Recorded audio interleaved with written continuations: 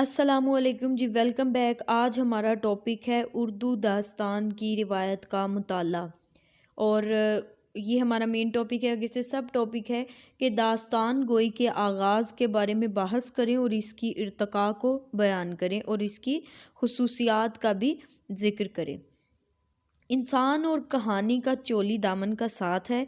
داستان کی قسمیں ہیں: ناول، افسانہ، ناولٹ، داستان، یہ سب جو ہیں وہ اس کی محض قسمیں ہیں، ٹھیک ہے، کہانی کی قسمیں ہیں، داستان، ناول، افسانہ، ناولٹ، یہ سب اس کی قسمیں ہیں۔ کہانی کی تاریخ بھی اتنی ہی پرانی ہے جتنی کہ انسان کی اپنی تاریخ۔ خود انسان آیا تو اس کے پیچھے کہانی بھی آ گئی، ٹھیک ہے۔ تمام الہامی کتابوں میں بہت سے پیغمبروں کے واقعات بھی کہانی کی صورت میں موجود ہیں، اور قرآن مجید میں بھی بہت سے ایسے واقعات موجود ہیں۔ اب بات کرتے ہیں جی داستان کی۔ داستان جو ہے اس کا آغاز کا تعلق کچھ لوگ ایران سے جوڑتے ہیں تو کچھ مصر کے ساتھ اس کا تعلق جوڑتے ہیں۔ تو داستان کی ابتدا جو ہے وہ دکن سے ہوئی تھی، اور 19th سینچری یعنی 19ویں صدی میں اس کی جو داستان کا آغاز تھا وہ ہوا تھا۔ اب بات کرتے ہیں جی داستان گوئی کا اصل فن کیا ہے۔ داستان سے مراد وہ نثری قصہ ہے جس میں بادشاہوں، شہزادوں، تاجروں، جنوں، نجومیوں اور ان سب کا تذکرہ ہوتا ہے۔ اور اس کی ڈیفینیشن یہ ہے جی کہ داستان جو ہے اس کے اندر حقیقت نگاری جو ہے وہ ضروری نہیں ہے، اور نہ ہی یہ زندگی کی عکاس ہوتی ہے۔ یہ تو محض جو ہے لطف کا ایک ذریعہ ہوتا ہے، اور اس کے اندر اس دور کی معاشرت بھی کسی نہ کسی حد تک نظر آتی ہے۔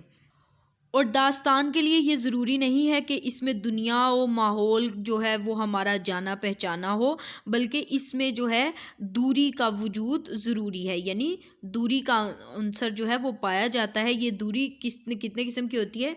2 قسم کی دوری ہوتی ہے۔ نمبر 1 زمانی، نمبر 2 مکانی، ٹھیک ہے جی۔ کچھ داستانوں میں دونوں قسم کی دوری پائی جاتی ہے، جس ملک کا ذکر ہوتا ہے وہ اکثر جغرافیائی دنیا میں نظر نہیں آتا، اور اگر مل بھی جائے تو اجنبی سا معلوم ہوتا ہے۔ تو داستان گوئی کے اندر دوری کا عنصر جو ہے وہ ضروری ہے۔ پھر ہے جی داستان کے اندر اگلا زمانہ یا آگے کا زمانے کا ذکر جو ہے یہ بھی معلوم نہیں ہوتا کہ یہ اگلا زمانہ کون سا ہے، ٹھیک ہے جی۔ اور ان کا آغاز اکثر یوں ہوتا ہے کہ اگلا زمانہ، آگے کا زمانہ، اور پھر یہ نہیں پتہ ہوتا کہ یہ اگلا زمانہ کون سا ہے، لیکن بہرحال یہ دوری جو ہے وہ موجودہ زمانے سے کافی فاصلے پر ہوتی ہے۔ پھر ہے جی داستان میں نیکی و بدی کا تصادم جو ہے وہ رہتا ہے، اور فتح ہمیشہ نیکی کی ہوتی ہے۔ داستان کا ایک جو وہ خصوصیت یہ ہے کہ جو داستان گو ہوتا ہے نا، یعنی جو داستان بیان کرتا ہے، وہ اپنی ذات جو ہے وہ پس پردہ رکھتا ہے، ٹھیک ہے، وہ منظر پر نہیں لاتا، اپنی اصل شخصیت سامنے نہیں لاتا، اور اسی وقت جو ہے وہ داستان کامیاب ہو سکتی ہے جب داستان گو کی ذات اس میں نظر نہ آئے، بلکہ اس کے تخیل کی پرواز کے جوہر نظر آئیں، اور سامعین جو ہیں وہ اس میں محو ہو کر اس کو سنیں۔ نیکسٹ پوائنٹ ہے جی داستان کے اندر جو ہے وہ مرکزی کردار جو ہیں وہ بہت نمایاں ہوتے ہیں، ٹھیک ہے، اور ایسے کردار ہونے چاہیے جو دلچسپی کا عنصر جو ہے وہ قائم رکھیں، اور داستان گو اور داستان نگار کے لیے یہ لازم ہے کہ وہ داستان کی ابتدا سے اختتام تک اس کے اندر دلچسپی کا عنصر قائم رکھے۔ اور داستان کے اندر حسن و عشق کا جو بیان ہے وہ بھی بہت کثرت سے پایا جاتا ہے، لیکن اتنا بھی نہ ہو کہ انسان جو ہے وہ صرف اسی میں محو ہو جائے، ٹھیک ہے، اور اس میں زبان جو ہے وہ پرتکلف ہوتی ہے، اور بڑے اس کے اندر اچھے اچھے لغت کے لفظ لکھے ہوتے ہیں، ٹھیک ہے، اور ٹھیٹھ زبان میں لکھی گئی ہوتی ہے، یہ بھی اس کی خصوصیت ہوتی ہے۔ اور اس میں جو ہے وہ تخیل جو ہے وہ بے لگام ہوتا ہے، بے لگام تخیل کی پیداوار ہوتی ہے داستان، یعنی جو داستان گو ہوتا ہے وہ بالکل بھی اپنے تخیل کو لگام نہیں دیتا، بلکہ جو اس کے ذہن میں آتا ہے امیجینیشن بیسڈ ہوتی ہے، ٹھیک ہے، جو اس کی امیجینیشن ہوتی ہے، جو اس کا تخیل ہوتا ہے، اس پر ہی وہ داستان کو لکھتا ہے، سناتا ہے۔ داستان کے اندر جو ہے وہ 5ویں صدی میں یہ جو ورڈ ہے نا الف یہ سین پہ، پتہ نہیں اب یہ ایسپ ہے یا ایسپ ہے، اس کی کہانی جو ہے وہ وجود میں آئی تھی۔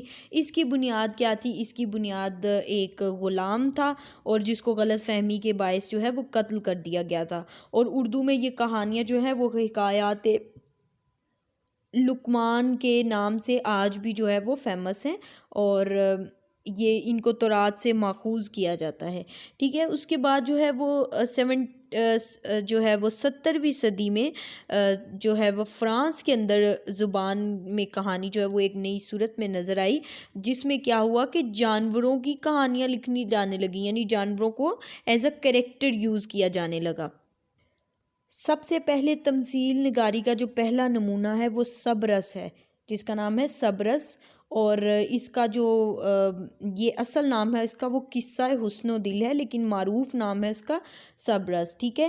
ملا وجہی نے یہ قصہ سلطان عبداللہ قطب شاہ کی ترغیب پر 1635 میں لکھا تھا۔ دوبارہ میں بتا رہی ہوں کہ ملا وجہی نے قصہ یہ جو ہے سلطان عبداللہ قطب شاہ کی ترغیب پر 1635 میں لکھا، اور اس کے اندر جو ہے وہ ہندوستانی زبان کا بڑا ایک ٹچ موجود ہے۔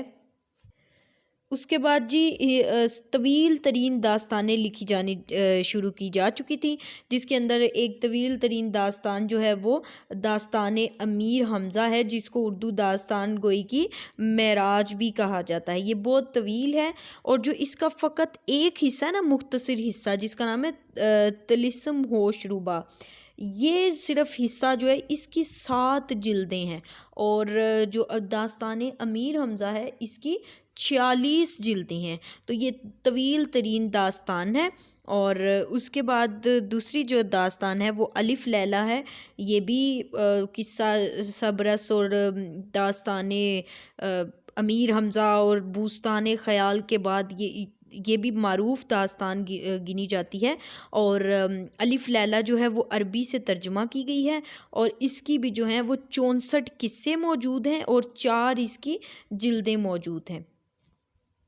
اور جو الف لیلہ ہے نا، اس کے بارے میں یہ تضاد ہے کہ یہ داستان ہے، یہ قصوں کا مجموعہ، لیکن اس میں داستان کی تمام خصوصیات جو ہیں وہ نظر آتی ہیں، اور اس میں ایک یہ بھی اس کی خصوصیت ہے کہ جانور جو ہیں وہ آپس میں گفتگو کرتے نظر آتے ہیں، اور انسان بھی جانوروں کی زبان سمجھتے ہیں۔ اس میں جادو بھی ہے، کارنامے بھی ہیں، اور اس میں دنیا سے ماورا بھی ہے، مافوق الفطرت دنیا اس میں نظر آتی ہے، تو اس وجہ سے اس میں داستان کی تمام خصوصیات موجود ہیں، ٹھیک ہے جی۔